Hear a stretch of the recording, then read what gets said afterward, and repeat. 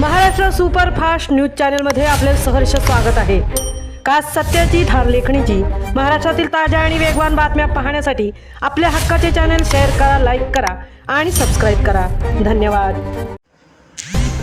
माहितीचा अधिकार कार्यकर्त्याच्या वडिलांच्या वैरणीला मध्यरात्री आग, 22 जनावरांच्या चाऱ्याचा प्रश्न, पूर्व वैमनस्यातून कृत्य केल्याचा कुटुंबाचा संशय।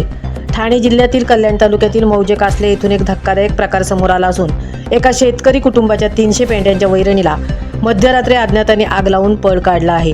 या घटनेमुळे शेतकऱ्याच्या 22 मुक्या जनावरांवर उपासमारीची वेळ आली असून परिसरात खळबळ उडाली आहे।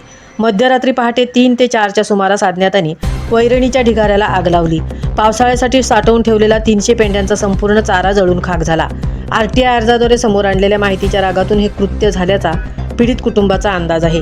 या प्रकरणी पोलिसात रितसर तक्रार दाखल करण्यात आली असून अज्ञातांचा शोध घेत आहेत। जनावरांच्या पावसाळ्यातील चाऱ्याची सोय व्हावी म्हणून 300 पेंडे वैरण गोळा करून ठेवली होती, मात्र आग लागल्याचे समजताच स्थानिक नागरिकांनी ती विझवण्याचा प्रयत्न केला, परंतु तोपर्यंत संपूर्ण चारा जळून खाक झाला होता।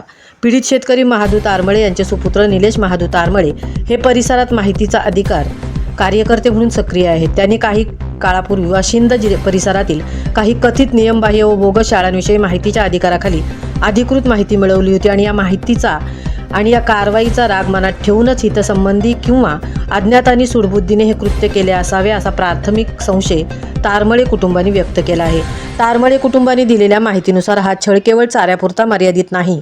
यापूर्वीही जुलै महिन्यात त्यांच्या शेतातील आंब्याची झाडे अज्ञातांनी तोडून टाकली होती। वारंवार होणाऱ्या या प्रकारामुळे कुटुंबात चिंतेचे वातावरण आहे।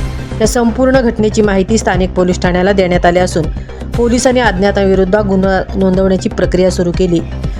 पोलीस सर्व बाजूने या प्रकरणाचा तपास घेत आहेत। महाराष्ट्र सुपरफास्टसाठी मितेश नवले सह तृप्ती भोईर, ठाणे।